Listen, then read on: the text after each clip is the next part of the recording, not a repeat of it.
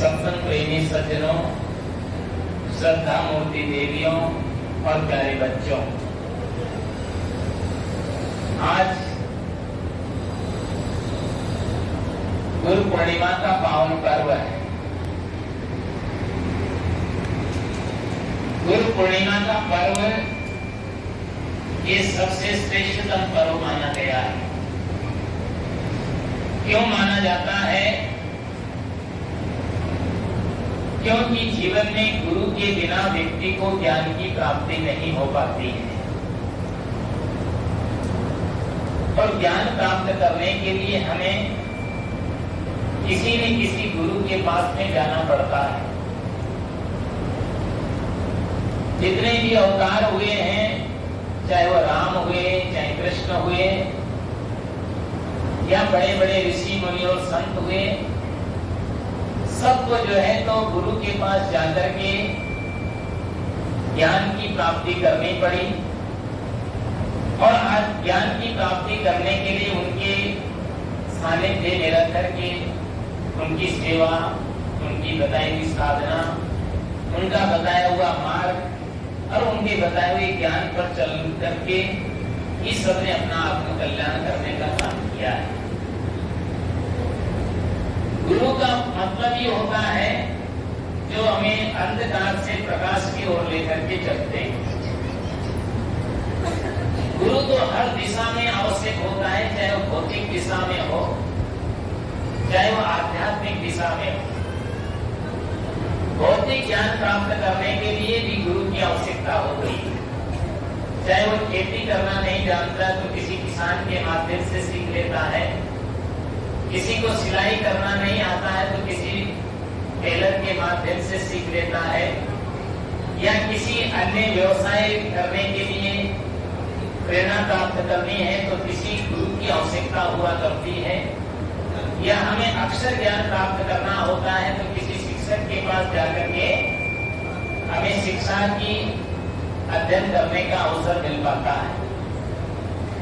तो भौतिक ज्ञान में भी गुरु की आवश्यकता होती है, लेकिन आध्यात्मिक ज्ञान प्राप्त करने के लिए, आत्मकल्याण करने के लिए सद्गुरु की महत्वपूर्ण आवश्यकता होती है।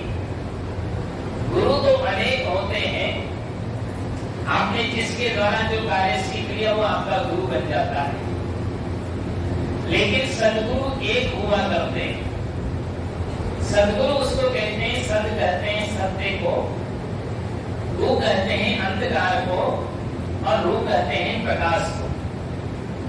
जो हमें अज्ञान रूपी अंधकार से हटा करके और सद्ज्ञान का पूर्ण प्रकाश मानव हृदय में कर देते हैं, वास्तविक में उसको सद्गुरु कहा जाता है।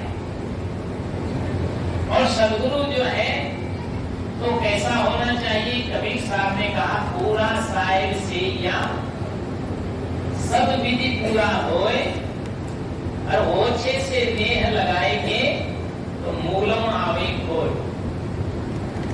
मनुष्य को जो है तो सद्गुरु तो करना चाहिए, क्योंकि बिना सद्गुरु के ज्ञान की प्राप्ति नहीं हो सकती और भवसागर से पार भी नहीं जा सकता है।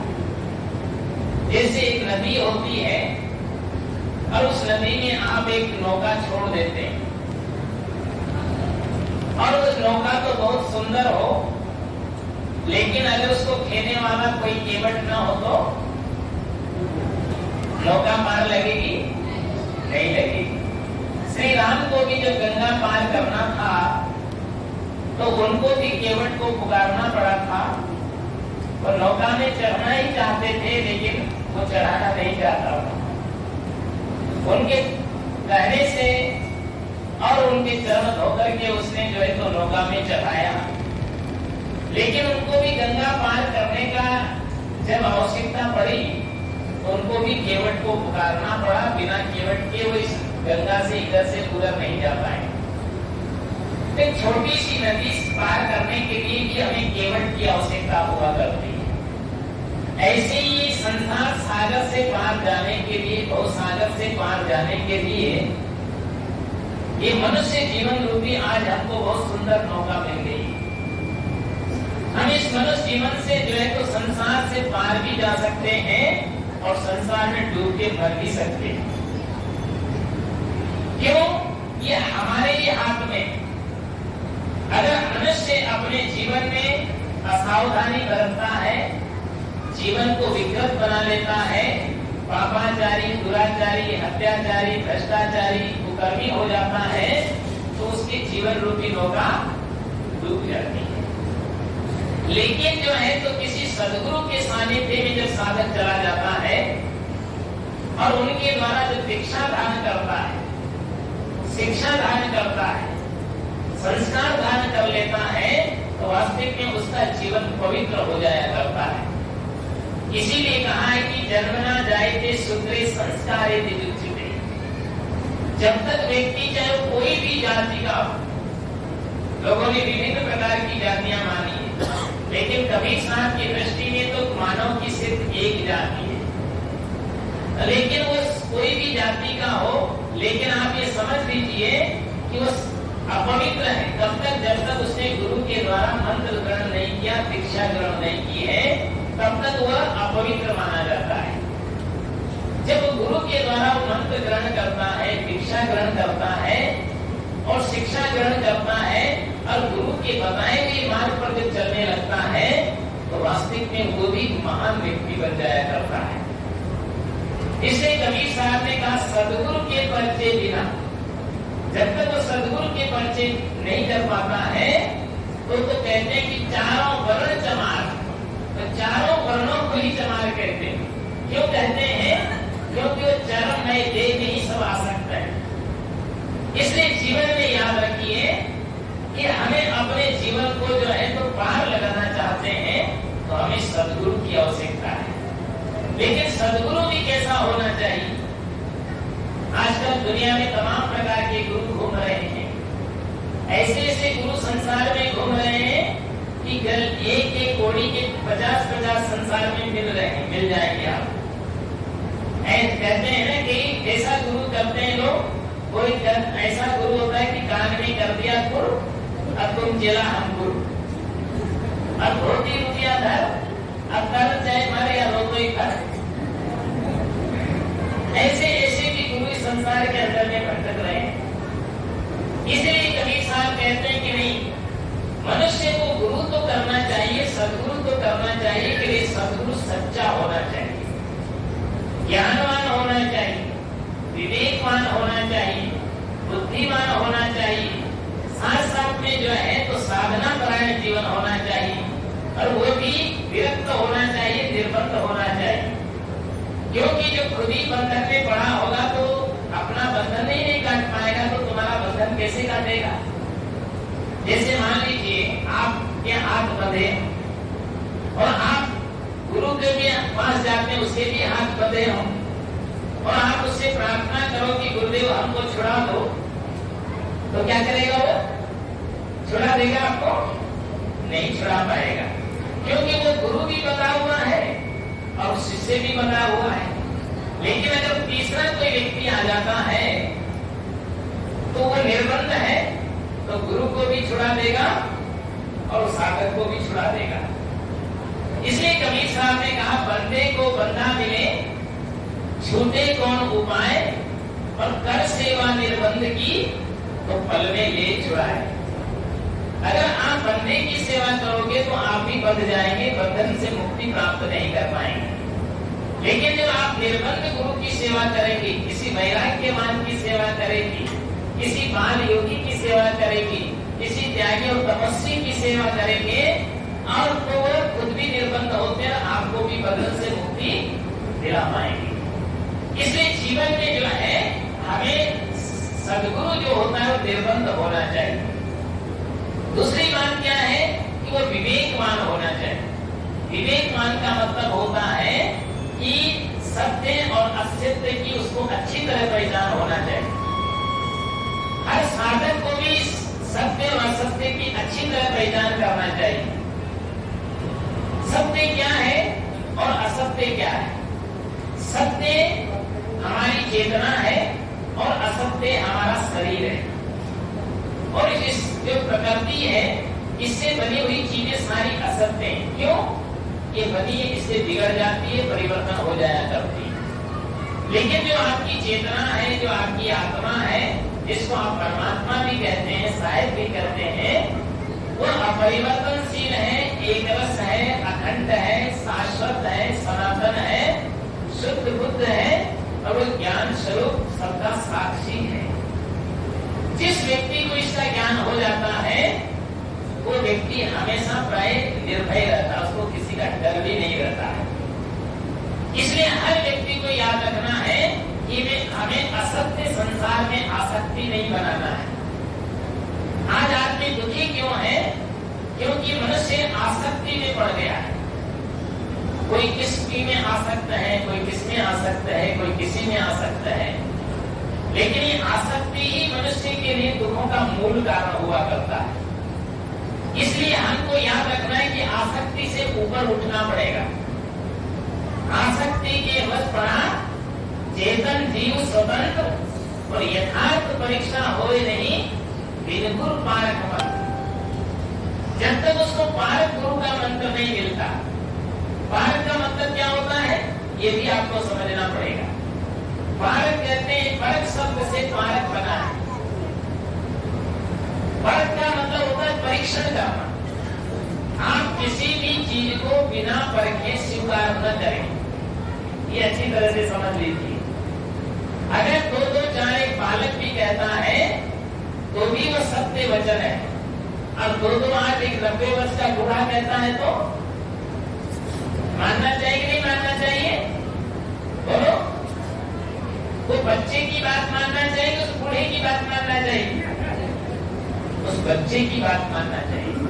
अगर सत्य बात पत्नी कहे, पति कहे, पुत्र कहे, भाई कहे, गुरु कहे, शिष्य कहे या कोई अनजान व्यक्ति भी कहता है तो उसको भी मानना चाहिए। अगर झूठी बात अगर कोई भी बड़ा से बड़ा व्यक्ति कहता हो तो भी उसको नहीं मानना चाहिए। उसको कहते हैं पारक। आप जैसे दुकान पे कोई सौदा लेने के लिए जाते हो, अब सौदा लेने के लिए जाते हैं, अगर आपने परख नहीं किया तो सड़ी गली चीज भी आपको दे देगा। इसलिए लेते समय उसकी पारख करें। आप सब्जी मंडी में जाते हैं या धान मंडी में आप चले जाते हैं तो वहां जो व्यापारी होता है तो बोरा को पूरा चेक नहीं कर पाता, तो उसमें एक परखी लगाता है ना? परखी लगाता है, उसमें घुसा करके उसमें से अनाज निकालता है और उसको परखता है कि इसमें कितना कचरा है, कितना भूसा है, कितना कंकर है, कितने कीड़े मकोड़े हैं, या असली है या नकली है, तो उसके हिसाब से जो उसका मूल्यांकन करता है। जब भौतिक चीजों को उपयोग लेने के लिए भी हमें परख दृष्टि होनी चाहिए, तो आध्यात्मिक ज्ञान को प्राप्त करने के लिए भी हमारे पास में पारक दृष्टि होनी चाहिए। इसलिए हमें परखना चाहिए। तो परख करके ही आपको हर चीज को ग्रहण करना चाहिए। कितने लोग जो कोई कह जाता है उसी को लोग हाँ हाँ कर लेते, उसी को मानने लग जाते हैं। इसलिए झूठी मान्यताओं को मानना ये हमारा सनातन धर्म नहीं कहता है। सनातन धर्म का मतलब होता है जो सत्य हो और सदा से हो, उसको सनातन कहा जाता है। और जो बीच में बना है, बीच में बिगड़ जाए, झूठे चमत्कार, झूठी मान्यताएं, झूठी विश्वास व्यक्ति को नहीं करना चाहिए। ये भी आपको याद रखना चाहिए। आजकल ऐसे ऐसे गुरु संसार के अंदर हैं जो खुद जो है धोखे में है और वो साधकों को भी धोखा में रख रहे हैं, खुद भटक रहे हैं और दूसरों को भी भटका रहे हैं। इसलिए उनको पूर्ण आत्मज्ञानी गुरु होना चाहिए। इसलिए कबीर साहब क्या कहते हैं, पूरा साहिब से ये सब भी पूरा हो। अगर आप पूर्ण साहिब की सेवा करेंगे, पूरा साहिब की सेवा करेंगे, जिसका तन सदा हो, जिसका मन सदा हो, जिनकी वाणी सदी हो, जिनका कर्म सदा हो, जिनका पूरा जीवन साधनामय हो, ऐसे जो सदगुरु ज्ञानवान है उनकी जब आप सेवा करेंगे तो आपका पूरा जीवन भी कल्याणकारी बन पाएगा, महान बन पाएगा। इसलिए सदगुरु हमें क्या ज्ञान देते हैं ये आपको समझना होगा। सदगुरु पहले तो सबसे पहले उसको जीने का तरीका सिखाते हैं। अभी कुछ लोग मेरे पास दीक्षा लेने के लिए आए थे, तो हमने कहा भाई जो है तो तुम दीक्षा तो लेने के लिए आए हो, लेकिन पहले अपने जीवन में पात्रता अर्जित करनी चाहिए। अगर पात्र अच्छा है तो उसमें अच्छी वस्तु रखोगे तो भी उपयोगी होगी। अगर मान लो गंदा पात्र है, अगर आप उसमें कोई भी अच्छी कीमती वस्तु रखोगे तो वो भी खराब हो जाएगी। ऐसे ही जो तो गुरु दाता शिष्य पात्र हो, तभी फल अधिकार और साझा सच्चे देश में पाप ताप सब सार।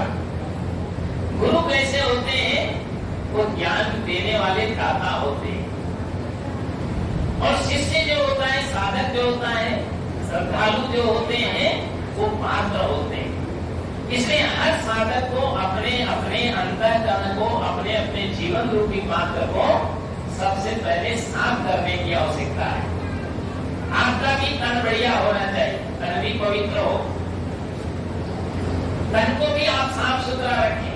आप स्नान करके अपने शरीर को शुद्ध रखें, वस्त्रों को भी पवित्र रखें, खाने पीने की चीजों को भी पवित्र रखें, बच्चों को भी पवित्रता से पालें। कितनी कितनी माइयां बच्चे तो बहुत पैदा कर लेती, लेकिन उनको पालना ही नहीं आता। ये घर में मैं गया था, एक बच्चा जो है वो हमारे पास मत्था टिकाने के लिए लाई। अरे मत्था टिकाने के लिए लाई तो कहती, बोला गुरुजी इसको आशीर्वाद दो। तो मैंने कहा भाई तुम्हारा बच्चा स्वस्थ मस्त है, तो आशीर्वाद देने के लिए मैंने कहा तुम ये तुम्हारा बच्चा है? बोला हाँ। तो मैंने कहा देखो इसके नाक में से पंडाला बह रहा है। अरे कम से कम बच्चे बड़े भाग्य से बच्चे मिलते हैं। कितने कितने लोग देवी मनाते हैं, देवता मनाते हैं, गुरु मनाते हैं, तीर्थ जाते हैं, कहाँ कहाँ जाते हैं, तो भी बच्चे नहीं मिल पाते। और तुमको सहज में बच्चा मिल गया है, अब तुम इसको ठीक से रक्षा नहीं कर पाती हो। बच्चों को साफ सुथरा रखिए।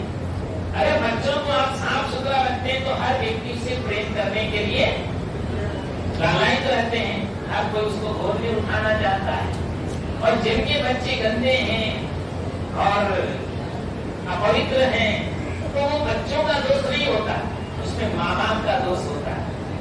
एक छोटा सा बच्चा हमारे घर पास में आया एक गांव में, तो बेचारा जो है तो पहनने का जो सूखना नहीं होता, पेंट क्या बोलते हैं उसको, तो ढीला ढाला था, तो बेचारा उसको पकड़ पकड़ के ऊंचा करता था और फिर खिसक जाता।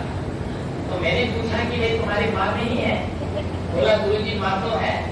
तो मैंने कहा भाई जो है तो तुमने इसको ठीक नहीं कराया, तुम्हारी माँ को बुला के लाओ। तो बुला के लाया।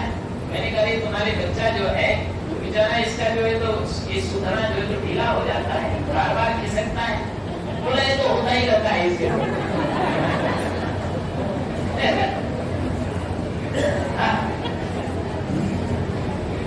तो ये स्थिति है। तो बच्चे जो है तो भाग्य से मिलते हैं। बस बच्चों को आप कैसे ढंग से पालते हैं, कैसे उनको संस्कारित करते हैं और कैसे उनको ज्ञानी बनाते हैं, कैसे उनको महान बनाना चाहते हैं, तो उनको आप बचपन से ही वैसी प्रेरणा देना प्रारंभ करें। उनको बोलना सिखाएं। तो बोलना भी हमारी जो तो आधुनिक भाषा न सिखाएं, हमारी जो संस्कार संस्कृति है, हमारे देश की जो सभ्यता है, हमारे देश के जो उच्च आदर्श हैं, उन विचारों को उनको बचपन में ही सिखाना प्रारंभ करें। जिंदगी में याद रखोगे, बच्चों को बचपन से आप सेवा की भावना भी सिखाएं। बच्चे छोटे छोटे बच्चों की तो सेवा करना सीखेंगे तो आगे चल करके आपकी भी सेवा करेंगे। बच्चों को बोलना भी सिखाएं। आजकल एक बहुत भद्दी भाषा बच्चे सीख गए हैं। कोई भी आता है, चाहे माता है, चाहे पिता है, चाहे बड़े हैं या बूढ़े हैं, उनसे बात करने का क्या तरीका हो गया, हर किसी से यार कह करके बात करते हैं। ये कितनी भद्दी भाषा है। माँ से भी वो जो तो ये कहते हैं यार, ये कोई भाषा नहीं। इसलिए बच्चों को सिखाइए। एक जगह हमने किसी बच्चे से पूछा, उसका पिता भी साथ में था, तो बच्चे से पूछा, मैंने कहा भाई तुम्हारा क्या नाम है? तो उसने नाम बताया। ये मैंने पूछा भाई जो है तो तुम किसके पुत्र हो? तो पहले तो उसने अंगुली से इशारा किया इनका। फिर मैंने पूछा कि इनका नाम क्या है? तो सीधा सीधा उसने उसके पिता का नाम बोल दिया। इसका नाम तो जो है ज्ञानेंद्र है। तो मैंने कहा तुमसे छोटा है बड़ा है? बच्चों को बोलने की सभ्यता ही नहीं। पहले कोई भी जो है पिता से बात करना होता था, कोई पूछ लेता था, उसको कहते थे भाई हमारे पिताजी है ना, है?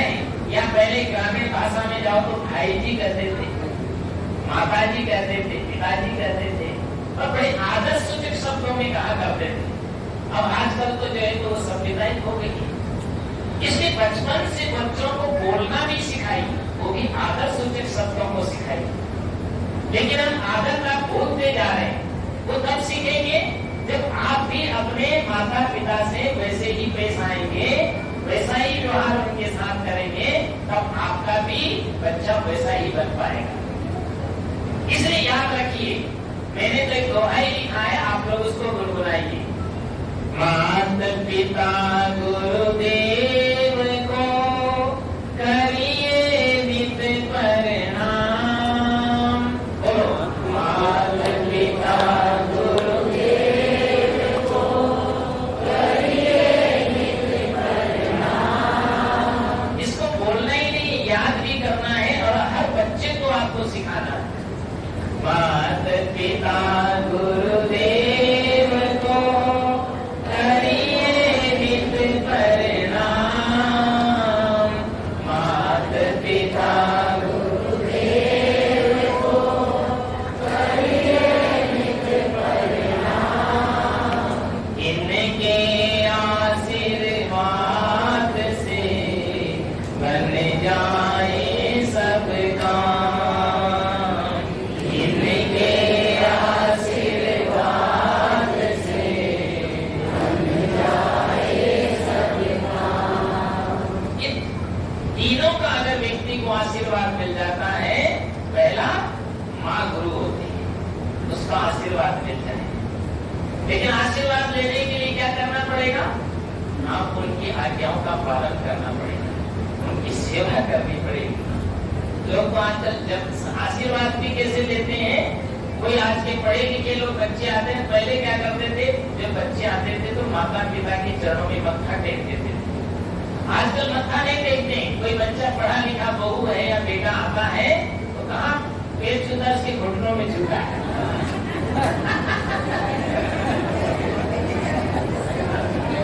अब आधा आशीर्वाद जहाँ से मिलना चाहिए था पूरा, वो तो मिला नहीं है। जबकि जो है वो आपको पता है, तुलसी जी ने मानस में लिखा है, श्री गुरु नख मनगण ज्योति सुमिरत दिव्य दृष्टि ये होती। अगर आपको गुरु के चरण छूना है तो उनके घुटने मत छूइए, उनके चरणों के नाखून छूइए। उसके नाखून में वो ज्योति है, वो ज्ञान है, वो प्रकाश है जो आपके हृदय के अंदर दिव्य दृष्टि पैदा करने वाला है। इसलिए आप जब किसी गुरु के पास जाएं या माता जी के पास जाएं या पिताजी के पास जाएं, तो आप घुटनों को छू करके प्रणाम नहीं करें। आजकल लोगों के घुटने क्यों दुख रहे हैं? हमारे पास जो भी लोग आते हैं कहते हैं गुरु जी हमारे घुटने दर्द कर रहे हैं। अरे इस घुटनों को और थोड़ा सा झुकाओ इससे, और थोड़ा नीचे तक अपने हाथ पहुंचाओ। और उनको जो है कोई जीवन में याद रखिए कि अगर आप सच्चे दिल से माँ का आशीर्वाद पाना चाहते हैं तो उनका अच्छे ढंग से चरण स्पर्श करिए।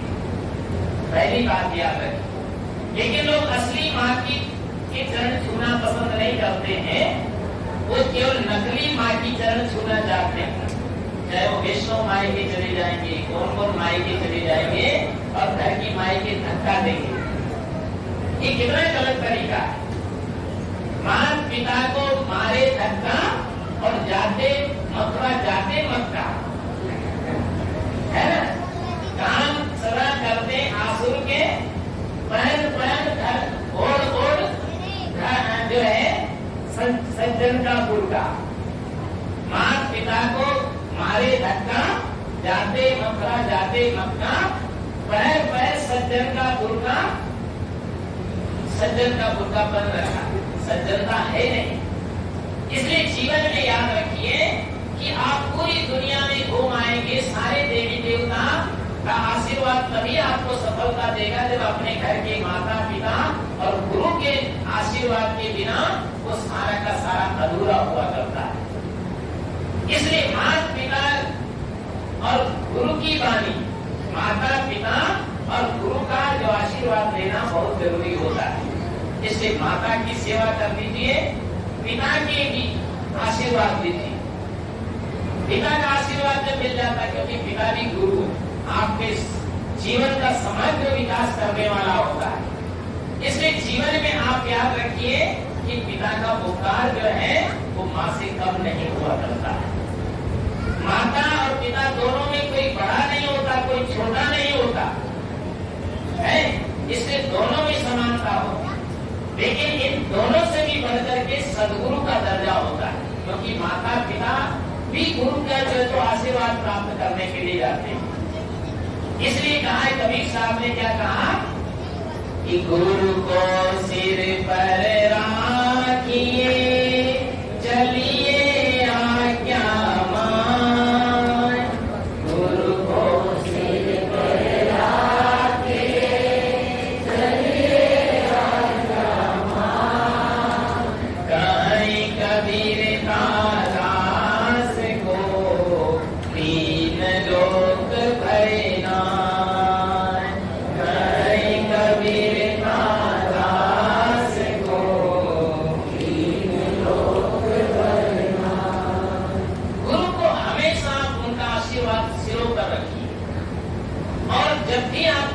प्रारंभ करें तो गुरु का दिया हुआ ज्ञान, गुरु का बताया हुआ मार्ग, गुरु की बताई हुई शिक्षा को अपने जीवन में हृदयंगम जरूर करें।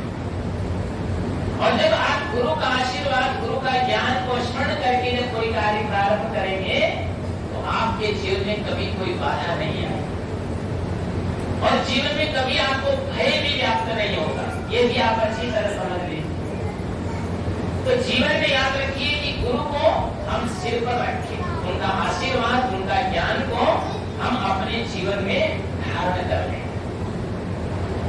चाहे आप सवेरे उठें तो उनको याद कर लें, आप जो है तो रात्रि को सोने के लिए चलते हैं तब भी आप गुरु के नाम को, गुरु के ज्ञान को स्मरण करते हुए सो जाएंगे तो आपकी रात्रि भी अच्छी होगी और शुभारंभ में अगर आप करते हैं तो आपका दिन भी अच्छा गुजरेगा।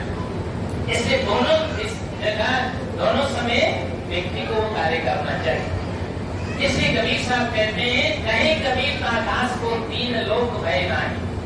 उसको तीन लोक में किसी का डर नहीं रहेगा, वो निर्भय रहेगा, उसको भय नाम की कोई चीज ही नहीं रहेगी। इसलिए उन्होंने तो कहा है कि गुरु को तो भगवान से भी बड़ा बताया कबीर साहब ने। कबीर साहब क्या सबने ही बताया, राम ने भी गुरु की उपासना किया। गुरु राम जी ने जो है तो गुरु की सेवा में रह करके काफी समय उन्होंने गुजारा, उनसे विश्वामित्र मुनि से शिक्षा भी ग्रहण की और दीक्षा भी ग्रहण किया। और राम और लक्ष्मण जब उनकी सेवा में रहते थे तो राम जी जो है तो लक्ष्मण की राह नहीं देखते थे कि ये सेवा कर लेगा। आजकल तो चेले लोग भी चालाक हो गए, वो सोचता है कि ये कर लेगा तो अच्छा है ना। लेकिन राम जी जो है तो राम लक्ष्मण दोनों भाई उनके साथ रहते थे, लेकिन वो क्या करते थे, गुरु के पहले जगतपति जागे राम सुजा, वो गुरु से पहले जगा करते थे राम और उनकी सेवा करते थे।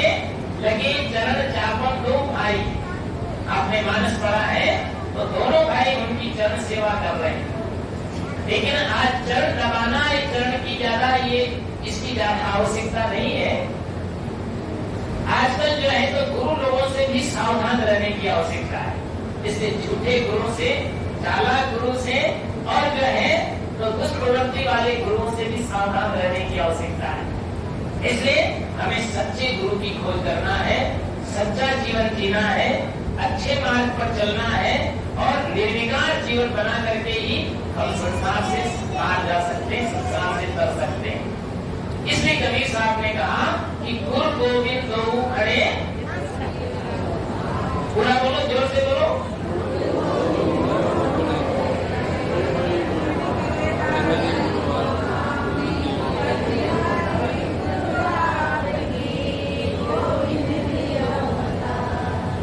सदगुरु कबीर साहब का एक प्रसिद्ध दुआ है।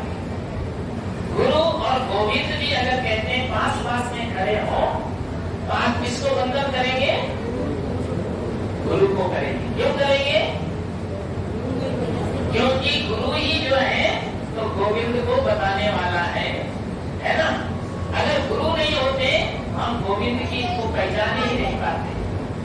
इसलिए गो का मतलब दो अर्थ होता है। एक तो गोविंद जो है तो गाय चराने वाले कृष्ण का नाम भी गोविंद है, लेकिन गोविंद का दूसरा आध्यात्मिक अर्थ होता है गो करते इंद्रियों को, और इंद्रियों को चलाने वाला, इंद्रियों को चलाने वाला कौन है?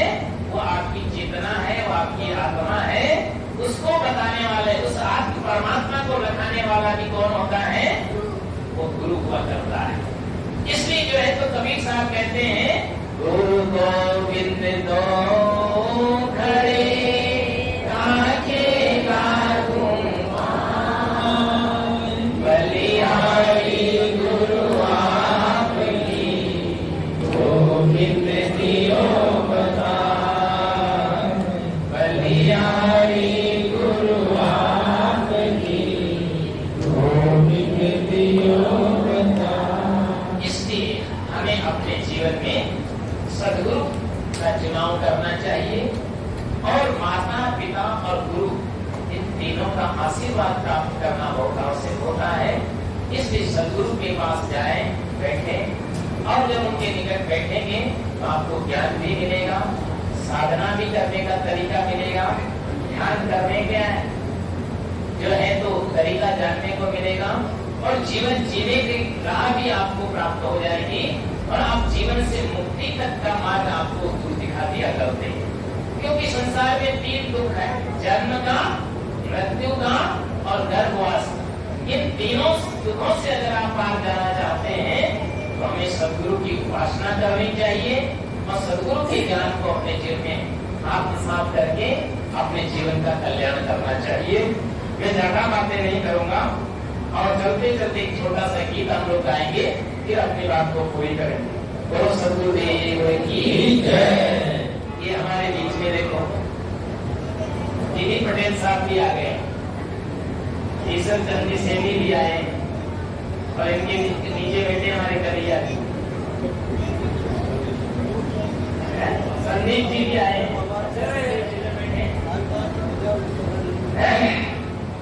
तो चलिए सब मिल करके हमें कैसा पात्र बनना है, तब जाकर के हमें आत्मदर्शन हो सकता है, परमात्मा का दर्शन हो सकता है। सत्य ज्ञान के साबुन से जो मन का मैल धुलाएगा, सत्य ज्ञान के साबुन से जो मन का मैल धुलाएगा, निर्मल मन के दर्पण में राम का दर्शन पाएगा। निर्मल मन के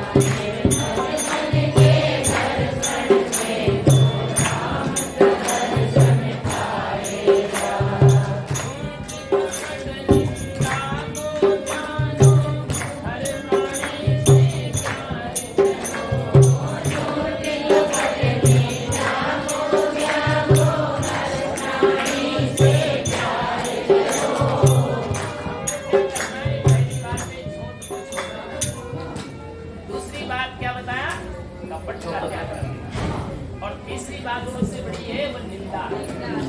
इससे बहुत दूर रहना है। निंदा से बचना बहुत मुश्किल होता है, इसलिए निंदा भी किसी की नहीं करना है। ये हमेशा याद रखना है।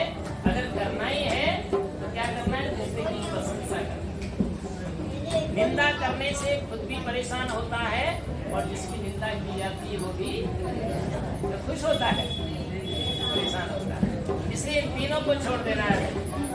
निंदा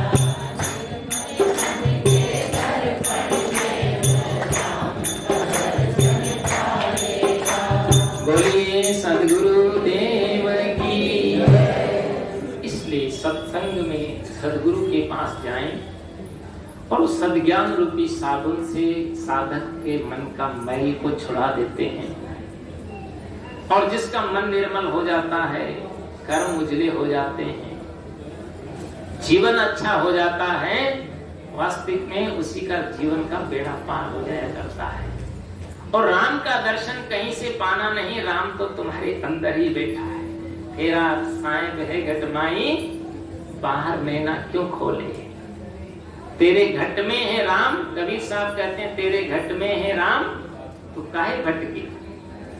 बाहर कहीं भटकना नहीं है, केवल हमें बाहरी बुराइयों का परित्याग करना है और अंतर्मुखी हो जाना है, तो आपका राम तो आपके पास ही है ना। मथुरा में जो राम अवध द्वारिका में, पुष्कर कैलाश काशी वृंदावन कश्मीर में, बद्री केदार जगन्नाथ गोकुल नैमिषारण हिमाचल मदिराचल के तीर में, और गंगा यमुना नर्मदा कावेरी गलका गोदावरी त्रिवेणी के नीर में, और इंद्रलोक शिवलोक वैकुंठ ब्रह्मलोक, वही राम बैठा यहाँ प्राणी के शरीर में।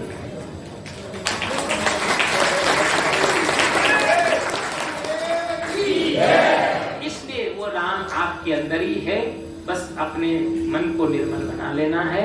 और वैसे आप लोगों का मन निर्मल है, और जो भी कमियां हैं उसे भी हमें दूर करने का प्रयास करना चाहिए। जैसे आप लोग बहुत अच्छे हैं, बहुत सच्चे हैं, तभी तो आप सब सत्संग में आए हैं। सत्संग में बैठने का अवसर भी सबको नहीं मिल पाता है। आप सब सदगुरु के प्रेमी हैं, और यहाँ आकर के आप लोग सत्संग का लाभ ले रहे हैं।